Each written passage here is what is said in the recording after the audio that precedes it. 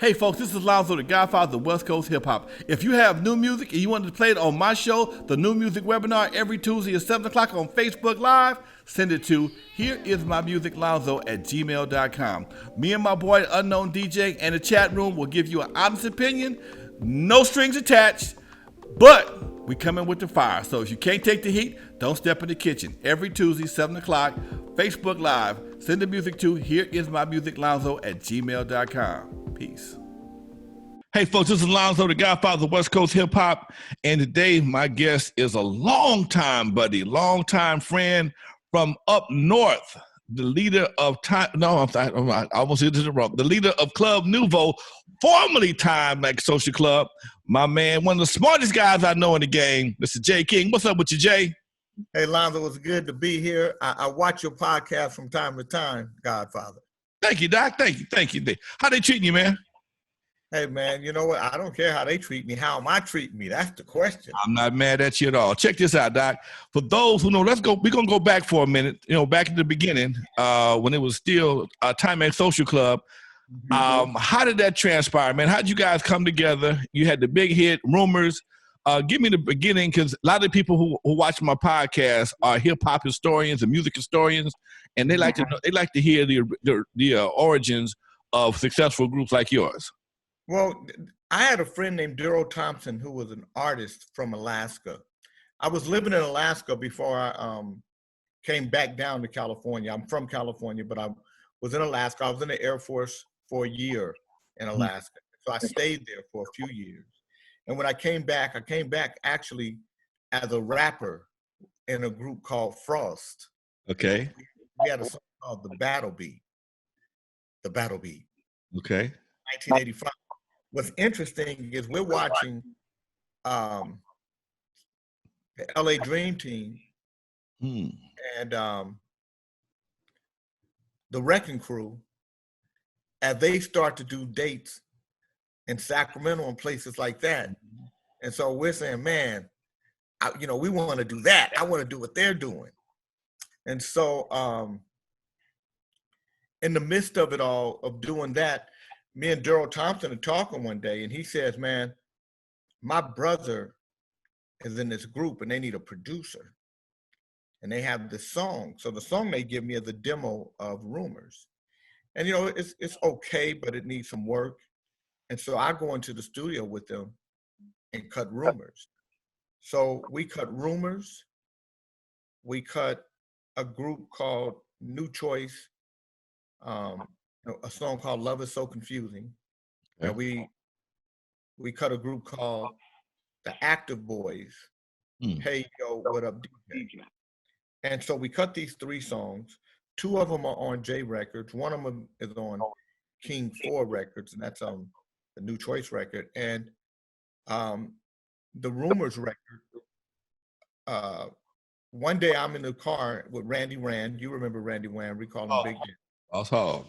And Randy Rand is, so I'm playing him these songs and I play him Rumors, and he stops in the middle of the street. We're in Burbank, and he said, "That's a hit record. That's a hit record. Rush it, rush it, rush it." And so I go back to the studio and cut it. And naturally, you think it's just going, Randy Rand said it's a hit record. You know how Randy Rand is arguably the smartest man in the music business ever. He really understood the music business in its entirety. And Randy Rand gets me to go and cut the record. I cut it, and nothing happens. We send John Brown out on the road with $600. And for me, $600 was a lot of money. Damn. And John Brown goes to a radio station in Shreveport, Louisiana, and in Little Rock, Arkansas. And that's where we start to build the record from.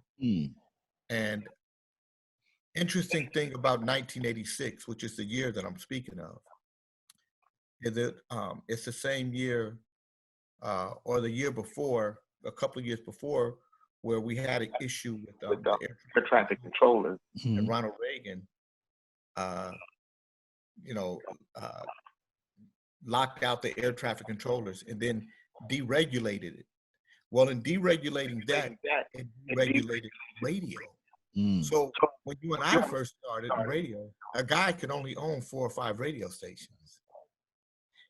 But once the deregulation hit, then a couple of years later, it started to, that's where you got your Cumulus and your Radio Ones and all these different conglomerates of radio stations. But 1986, it still hadn't happened yet.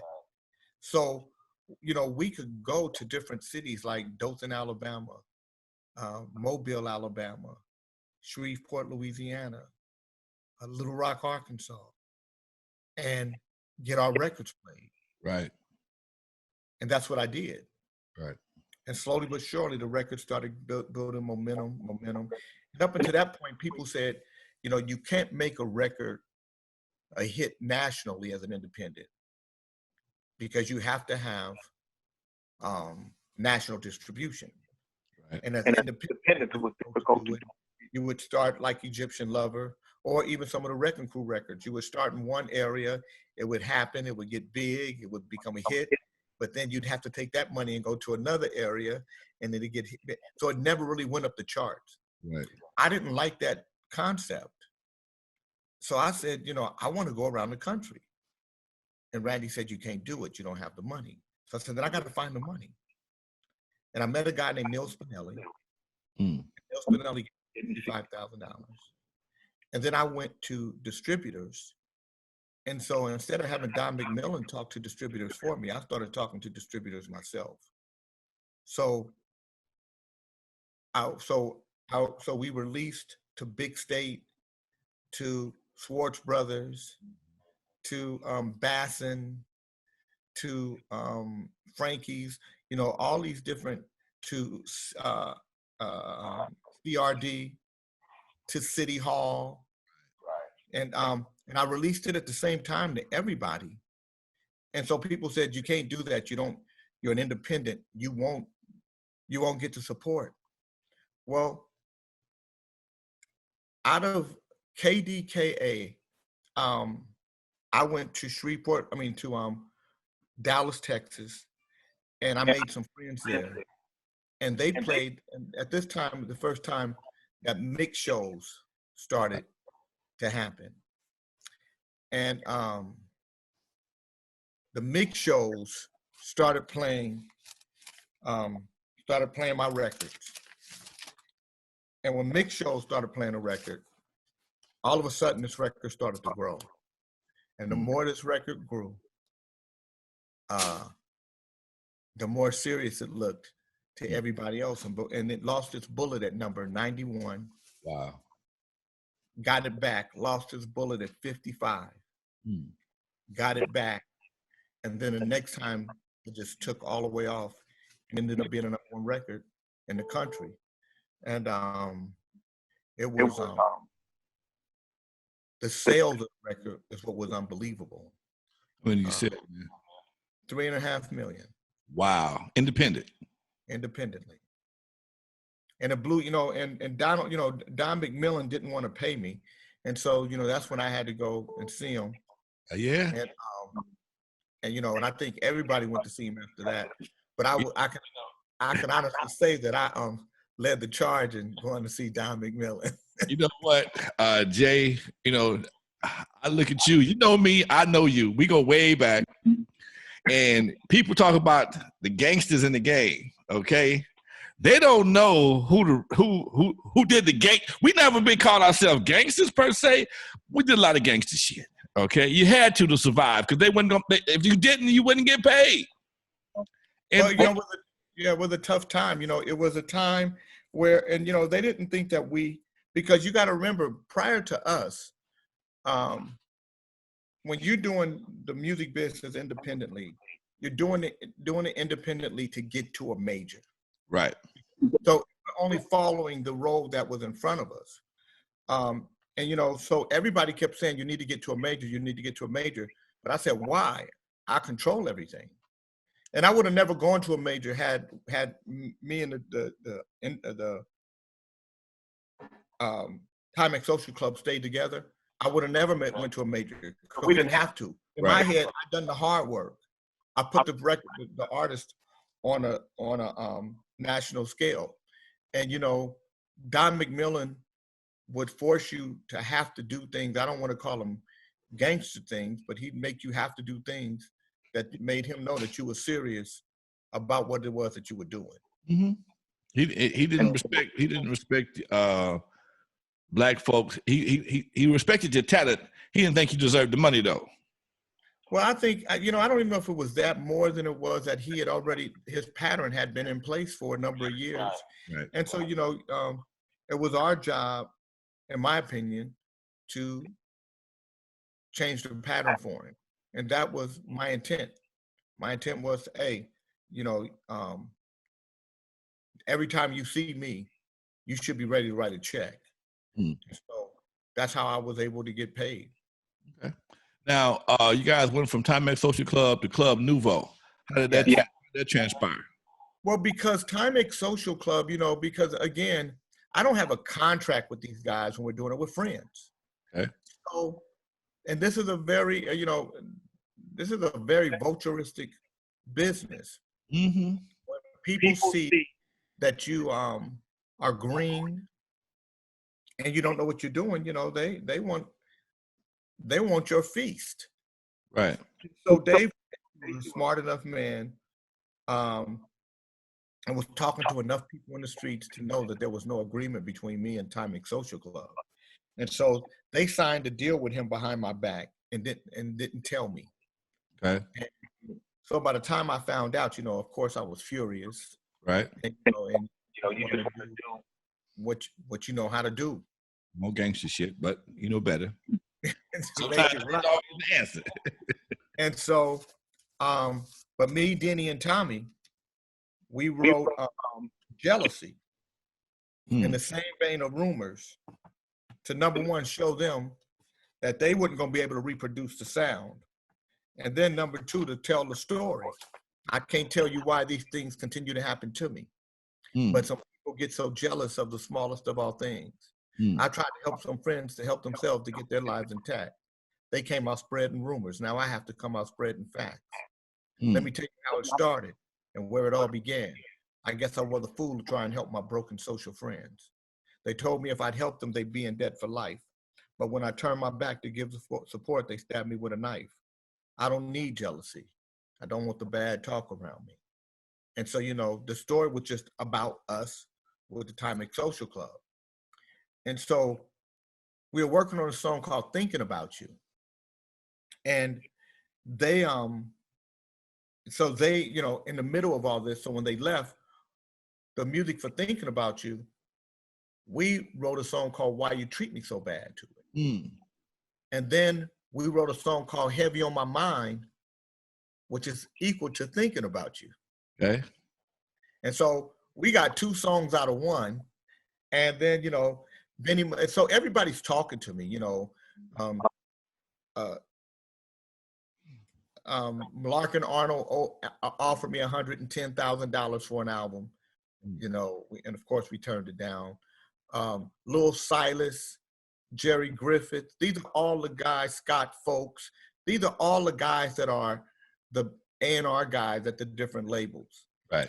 Benny Medina was the only guy that came to see me. And Benny Medina came down to Alameda where we were recording. And in essence, made me an offer I couldn't refuse. He gave me a label deal, and gave me control. And as long, and I had a what if kind of deal. What if I go gold?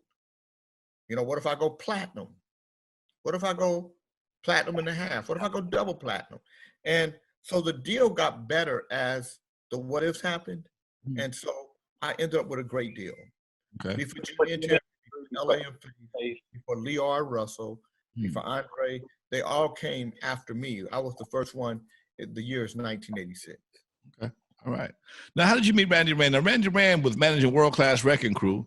I never forget this. And one day we were having a meeting and you walked in with Randy Rand. I was a little jealous at first. I'm like, who the new nigga? Who the new dude? Okay.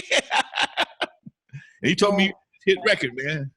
Yeah. So Randy Rand, I met through Tony Sobo. Okay. And Ron Kreitzman. Tony Sobel and Ron Kreitzman are managing a group called Confunction. Hmm. I am writing with Michael Cooper and Felton Pilot from Confunction. Okay. And so, and again, I'm in a group called Rapper, and Michael Cooper is producing our record. So through my connection to Confunction, I meet Ron and Tony. They hear our rap stuff, they like it, and so they take us on as a management team. When they take us on as a management team, they're with Polygram. Polygram offers us a 12-inch for one of our records. Ron and Tony say, no, we want an album or nothing. So they tell them to kick rocks. So I'm pissed because I'm like, let us just get in the door, right? So Ron and Tony called me one day and say, hey, we're going to start this label called Triangle Records. It's going to be with us, me and Ron, and this guy named Randy Rand. And they put Randy Rand on the phone. So me and Randy Rand become friends, so the song is called The Battle Beat.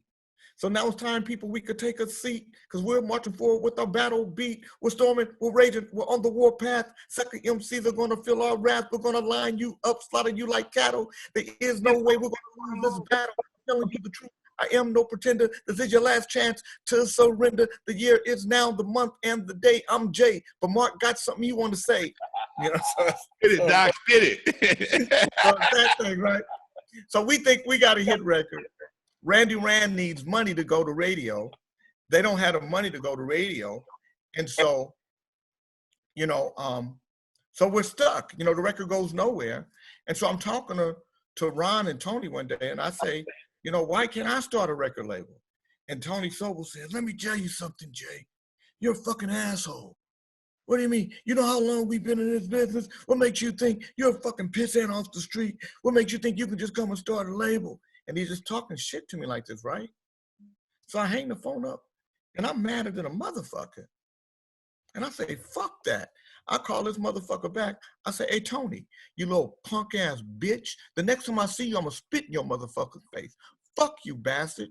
And don't you ever talk to me like that again. I can do whatever the fuck I wanna do. And I hang the phone up.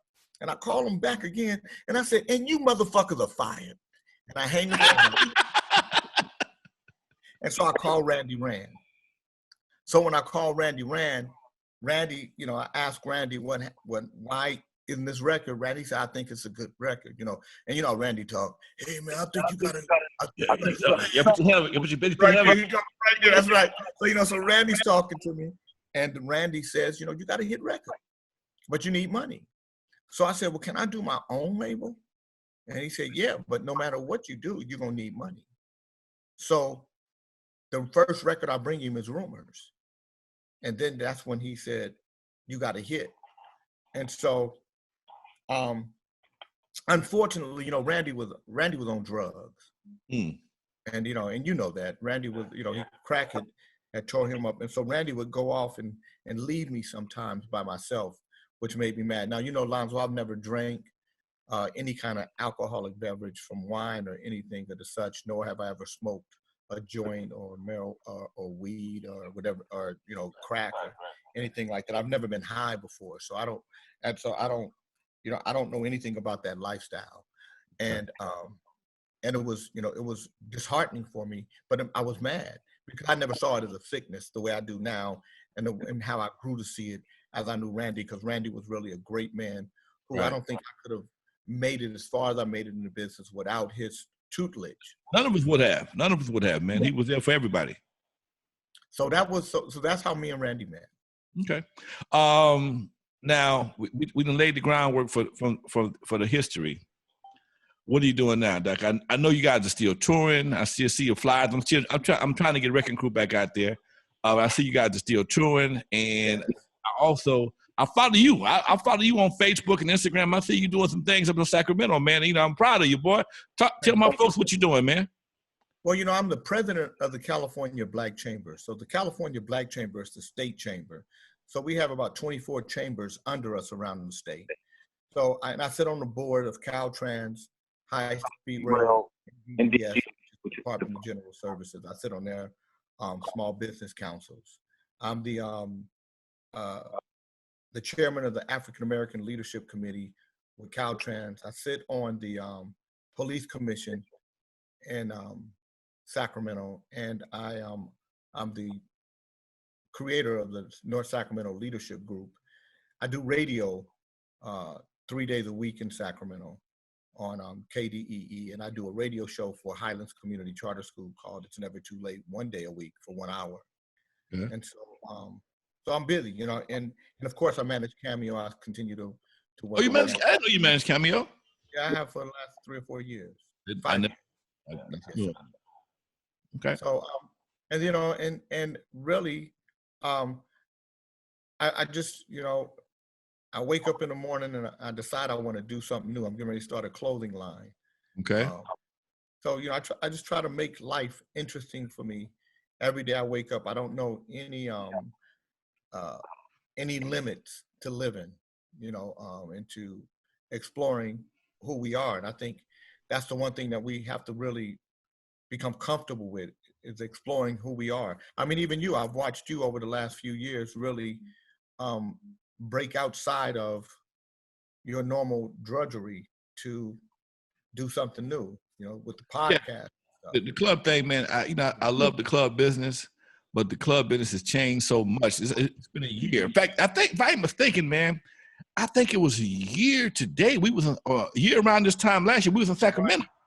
Wasn't it about March something? March what? We're doing the Creative Exchange. Now, you know what's interesting? The reason why we're not doing the Creative Exchange this year is because I became the president of the California Black Chamber in June of 2019. Okay. So, you know, it's probably the most work I've ever done. It's nonstop work. It's continual work. It's community work, and it's hard work. So there was no way I could do the Creative Exchange this year. And you know, look at how good God is. If we were doing a Creative Exchange, it wouldn't happen. Okay. Because of coronavirus. Right. But it's right here. I'm sitting there thinking, man, because of you. Now, I don't know if I told you enough. Because of you calling me to be a part of the Creative Exchange last year. Yes, sir. And you told me Cornell West was going to be there. Yes. Helped me to make my decision to leave the club alone. Because the same night you called me and asked me, I told you first I wasn't going to make it. I said, well, I don't know, man, because I got to do the club. Can I get back before 9 o'clock? You said, no, Sacramento don't fly like that, okay? And you said, Cornell, what's it going to be? I said, you know what? I'm going to be there. Don't worry about it. I'm coming. After I hung up from you, I got to notice we shutting down at the end of the month. And I'm like, you know what? Forget it. I'm gone, okay? And I ain't look back. Like you said, you doing other things. You're busy, but you're doing what you love. And same here, Doc. I'm doing these podcasts. I got picked up on a radio station out of North Carolina. We start that in April. I'm glad I'm not in the club business right now because the coronavirus situation might have me shutting down, which would really be devastating right about now. Yeah. And I'm sitting here now. Here we are on a podcast, and it just dawned on me that this time last year, I was on the way to Sacramento. If I wasn't in Sacramento this time last year. Almost to the day, like you said, you know, actually it would be the next weekend coming up. Okay. That we would be there, 21st and 22nd, or 22nd and 23rd it was. Okay. But, yeah, but it's interesting that, you know, that I had decided early, me and Stephanie, we were talking, because, you know, Stephanie pretty much coordinates all this stuff for me, you know, with the flights and, you know, just organizing it. And it's a behemoth. It's a lot of work. You know, you have 30, 40 speakers speaking over, you know, in 12 to 15 panels over the course of 2 days. Right. And getting people in, you put them in hotels, you feed them. Right. And, you know, and you got prominent people like yourself, and Larry Blackman was there last year, you know, Dr. Cornell West was there, you know, and we were going to do something real heavy with Chuck D this year. Okay. And talk about the debt that's owed to us. I don't like the word reparations. I think it has a negative connotation, but the debt that's owed by this country to Americans of African descent. We are the original Americans. No America without us. Right. You know, so me, Dr. Cornell West, Chuck D, and Dr. Cornell West, his older brother, Cliff West is also a heavy dude, you know. So, you know, we were all going to discuss this debt and how it should be paid.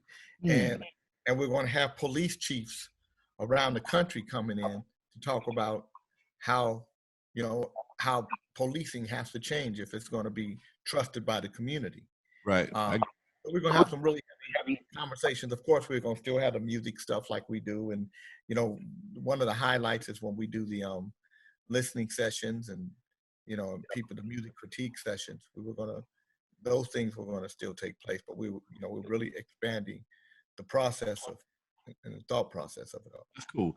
Now, yesterday when we first connected on this conversation for this podcast, you was laying some stuff for me that was really heavy, man. I told you we're gonna bring it back up today on this show. I want you to save some information. You told me something that made me think and made me appreciate your position. Because at first I'm like, then you said, oh, okay, now I get it. We were talking about Donald Trump, the Republicans, and voting in the whole 9 yards. You said something that was very prolific. Could you please bring that back to me one more time? You got to remind me what we were talking about and what I said. You said, actually, we were talking about, you said that you understood Donald Trump, and you didn't, we were talking about politics, and you were talking about Donald Trump and how you... He's a bigot. Okay. Donald Trump is a bigot. I understand. See, Donald Trump ain't the first white man that's a bigot that I've run into. Okay. He's just the first white man that's a bigot that's honest about it. So I appreciate the honesty of a bigot. The racist is who I have the issue with. Okay. The bigot don't get to come in my house. If Donald Trump does good for the community like he's done with the crime bill, which has been important to us, whether we know it or not. And the reason why we don't know it is because it's not reported in the media that way, because our media outlets are mostly liberal. Okay. So they're not going to report how important and how significant that crime bill is to our community, especially Black men who have been marginalized in this country more than any other people in the history of this country. Right. So I thought that was a big deal. Bill Clinton is the one who put the crime bill in place, who said that Black men will go to prison 6 times longer than white men for the same crime, especially when it dealt with drugs, and in particular, cocaine, because they knew that rock cocaine was predominant in Black communities and powder cocaine was predominant in white communities. So for powder cocaine, for every year a person with powder got, somebody with crack got 6 years. So if a white man got 3 years, a Black man with rock cocaine got 18. Wow. You know, so Donald Trump ain't the boogeyman for me. Okay. The boogeyman for me are folks like the Clintons, white folks that are racist, that really have racist ideas about us. You know, Hillary Clinton called our young people super predators. Predators, yeah. And said that they needed to be brought to heel. She was also the instigator of the one strike law, which said that if any woman with vouchered housing, Section 8, any kind of help program, if their children got in any trouble, they could be removed from vouchered housing. And so if even in this state, in the state of California, African-American men are 10 times more likely, boys are 10 times more likely to be expelled than any other group of people in California. Yeah, and that contributes to a lot of the whole housing, homelessness also, because you got people, if the son did something, the whole family got kicked out. Right. I experienced that firsthand. I've seen that firsthand. So, you know, when I see Donald Trump, I ask Black people, tell me what Donald Trump has done against Black people. Show me what he's done. Now, illegal immigration, we should applaud that. Not that immigrants shouldn't be able to come in this country, but illegal immigration in this country And we've seen it because they come to our community. And what they do is, and you've seen this, where they come to 3 or 4 to a house, 3 or 4 families to one house. And then those 3 or 4 families to get on their feet, and then they'll spread out into other homes and they'll bring in 3 or 4 families. And before you know it, our communities are now infiltrated by illegal immigrants who call us niggas before any 3 white men. And treat us like we're not supposed to be in a country that we built. So do I like his optics? No.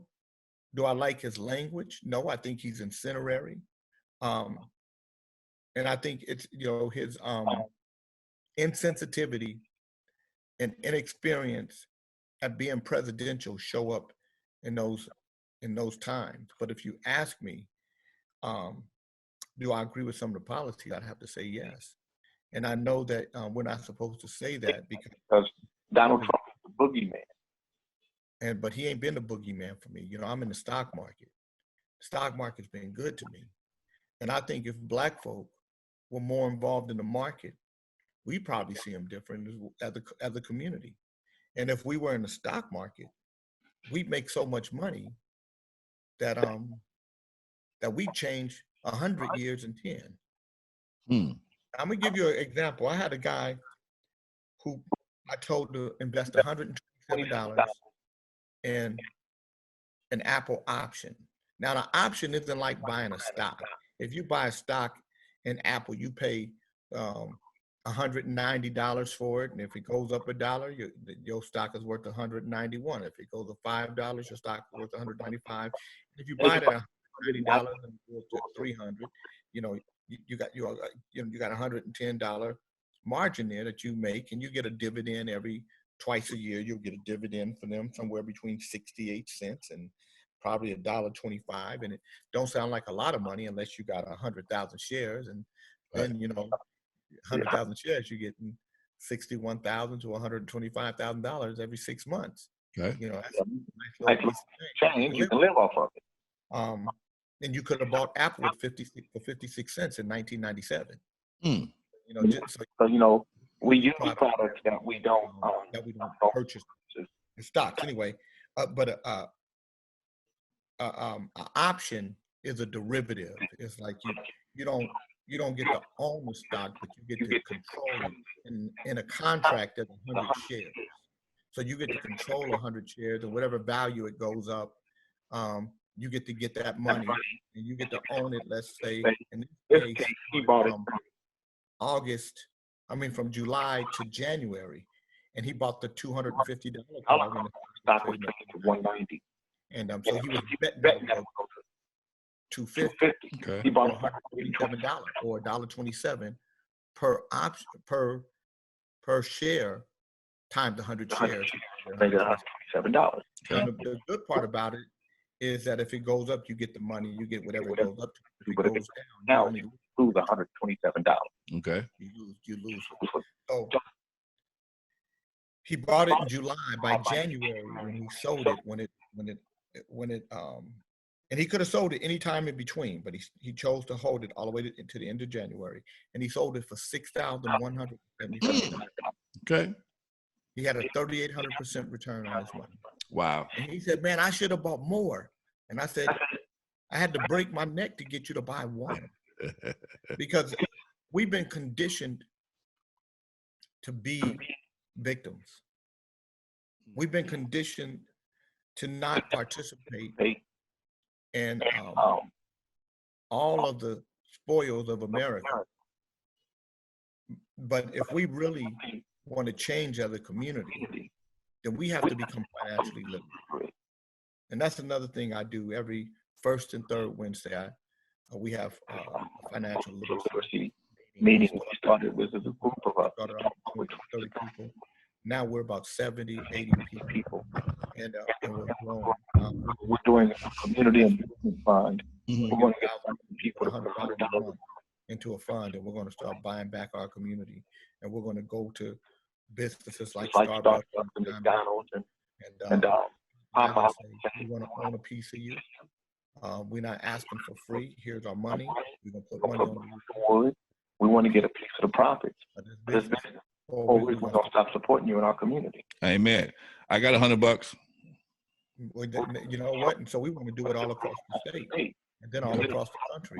We're also going to buy dilapidated buildings, dilapidated apartments, dilapidated homes, refurbish them and live in our homes. You know, we can't say that we're being gentrified if we're selling moms and pops and grandma and grandpa's home. You know, and put money in our pocket. That's not gentrification. Ain't gentrification. Gentrification is when they take a dilapidated area and they put money in it to renovate it for new people. That they don't penny on the dollar. Right. You know, that's gentrification. We're not gentrified out of our communities oftentimes. We're being greedified. Out of our greediness is we still own my dad's house. My dad was deceased. But we've had this house for 53 years. And we're never going to sell it. Okay. All right. Jay, where can they find you at, Doc? Well, you know, we are the Club Nouveau or clubnouveau.me. Okay. Clubnouveau.me. Nouveau, N-O-U-V-E-A-U. Okay. You can also find me at jayking.me, JAYKING.me. We're on Facebook at the official Club Nouveau.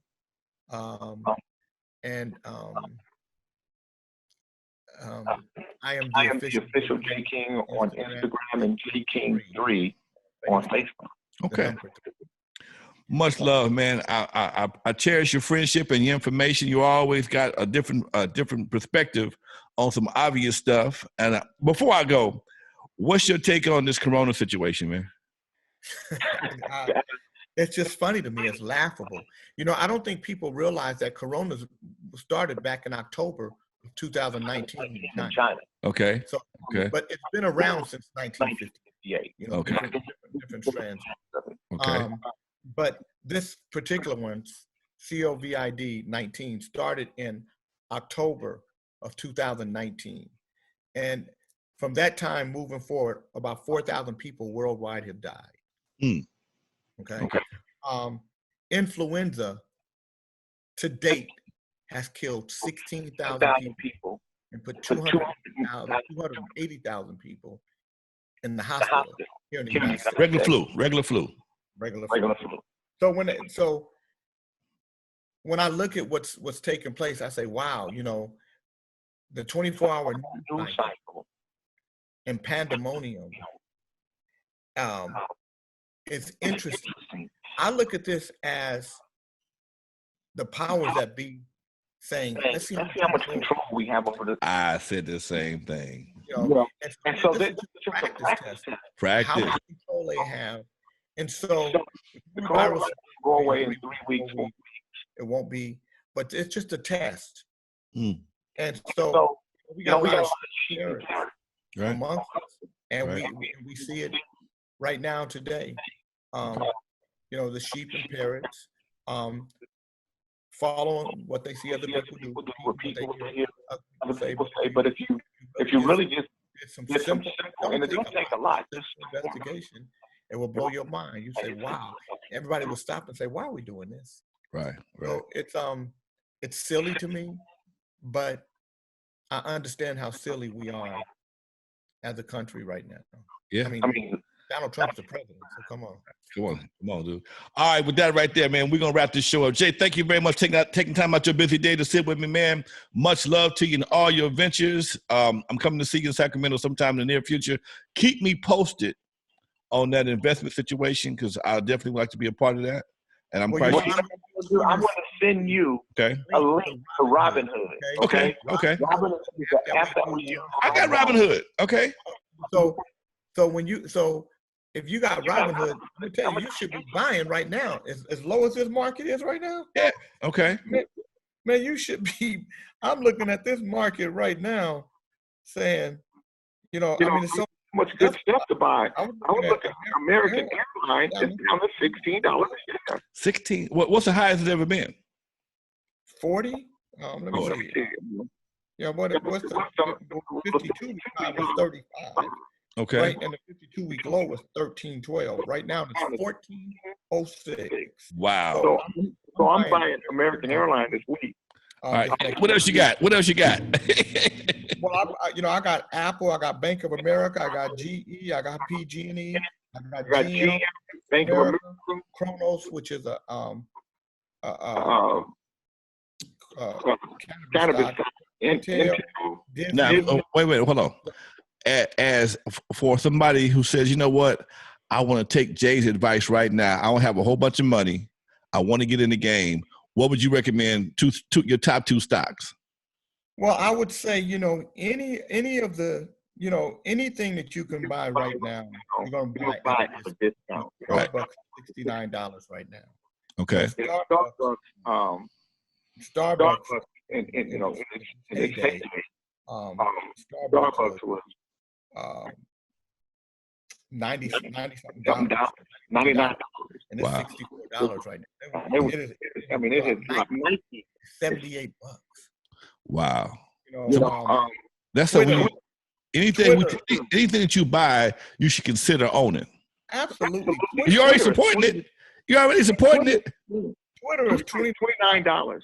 PG&E is $10. PG&E. We have one guy that bought PG&E at $3. Okay. And he sold it at $15 or $16. He put $5,000 in PG&E, and in less than a month, it was $17,000. And then he sold it. So he made $12,000 on his buy. Right. And then he was able to take that money and go buy other things. We had a young lady who bought Tesla at $350. Tesla up to $986. Wow. She sold Tesla and then bought INO at $3.54. It doubled. She had 400 of them, sold those, and so she started with $1,500. She got like $8,000 now. Okay. So there's so much you can do. I buy options. That's my love. I love options in Apple because they make so much money so much faster. But in a market like this, you buy one, you let the market drop as low as it can drop, and you buy a bunch of them, 20, 30 of them. Okay. And then you buy your cost average down, and you wait for the market to come back up. And that's when you make the kill. All right, Jay. Much love, man. Thank you for this financial advice. Thank you for the history lesson. Much love. Tell your girl Stephanie, much love to her too for hooking us up. Y'all be good. Peace, man. Be careful out here. Don't catch the corona. All right. Peace.